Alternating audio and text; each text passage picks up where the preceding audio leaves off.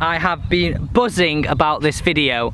Your golf swing will never be the same again after watching this. Welcome to a brand new video, and this is Friday Fix on Alex Elite Golf. We're going to be looking at today the point in the golf swing at last parallel, and this video comes from actually being back coaching on Monday, which was really nice to be back coaching.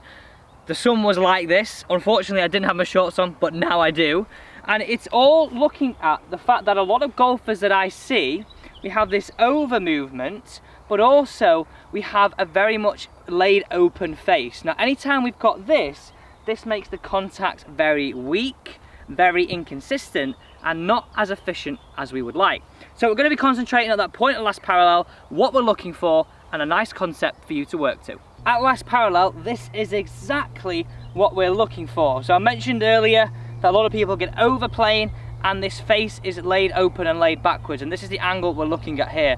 The angle we want to achieve is a little bit closer to our spine angle. Now that's super over exaggerated. All of us are looking for that move to shallow the club, but we need to learn to strengthen the face. This is going to be concentrating on that for you. So off the golf balls now, I want you to make some swings where just inside of your ball to target line, if you were addressing a golf ball, we've got this alignment stick on roughly around a 45-degree angle from the ground, and it's not essential, it's around about that number. If you can't quite get it there, it's wherever you can get it.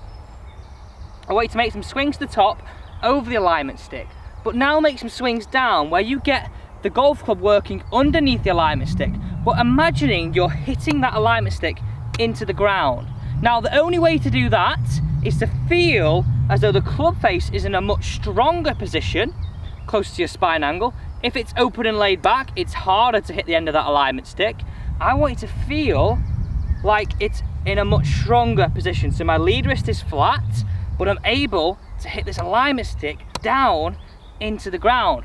So basically, I'm gonna call it the hammer move. We're looking to hammer that alignment stick into the ground on that angle, because this allows us to get the club working shallower, the club face in a much stronger position, to move through a lot more dynamically. And I asked you guys on Monday's video about Tommy Fleetwood, it's going back to that similar thing.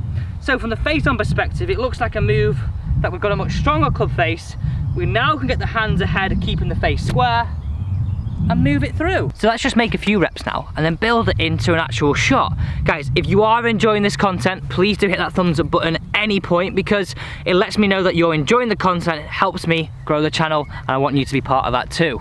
So again, address that imaginary golf ball, get the alignment stick on that angle just inside our ball to target line, work it over, try and hammer it in. And remember, the only way you can hammer it in, it's that feeling of the club shallowing and that motion of getting the knuckles to the ground, the logo to the ground, and this helps you square that face. We'll get the hands ahead whilst coming from the inside.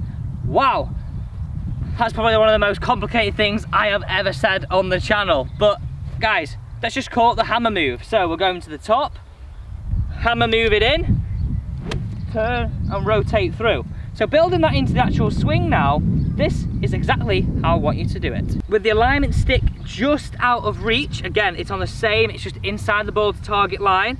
I want you to make a move to the top, down to last parallel, create the hammer move of the lead wrist, strengthen the club face, but the club coming from the inside, so shallowing and strengthening.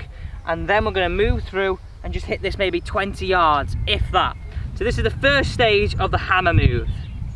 To the top, in, through.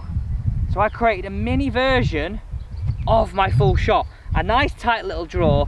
So if we're coming from the inside and we've got a stronger club face, looking at impact characteristics, that's the ball flight we should be seeing.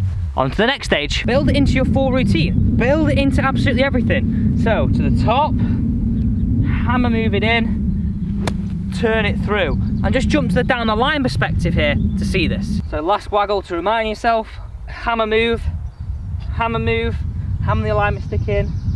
Right, let's pull the trigger. That is this week's Friday Fix. I absolutely was buzzing about bringing that video to you because it helped so many people on Monday create that same move, and I just was like, oh, I've got to bring it to you guys.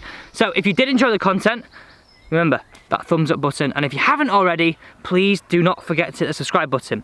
Okay, final question. And this is something that I want to ask you guys, and it's interesting because what do you think you should expect from a golf lesson? I think it's a really interesting point.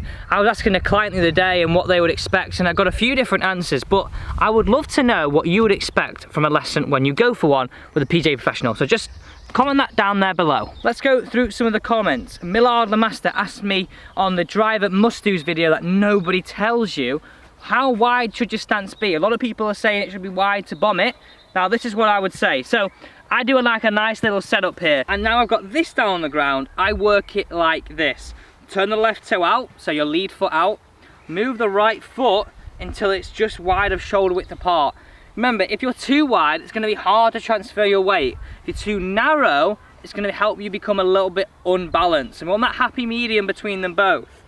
Just wide of shoulder width apart, and depending if you're tall or small or medium height, that'll vary from player to player. So making it just wide of shoulder width apart is my best advice for you. But use that routine. Feet together, flare the lead foot, move the right foot out. You know that that is in the correct ball position every single time. I want to pull up this comment from Joe Bradley, but congratulations on the 45,000 subscribers, coach. Thanks so much, Joe. And also he said, keep up the good work, coach, and people will catch on and see how good you are. See you tomorrow. Absolutely love comments like this, and I love the fact that a lot of you are tuning in every single day to help you improve your golf game. Now guys, I really do appreciate this, and if you do want to see this channel grow, and I want you to be a part of this channel growing to 50,000, 100,000, however and how big we can make it together, it would really help me if one, you gave it a thumbs up, but also if you think a golfer needs this advice, please share the video with them. Whether that be on Twitter, Facebook, Instagram, on your local golf club WhatsApp group, whatever it might be. If you think someone could benefit from this and you love this content, please do share it with them. Thanks for watching and see you tomorrow.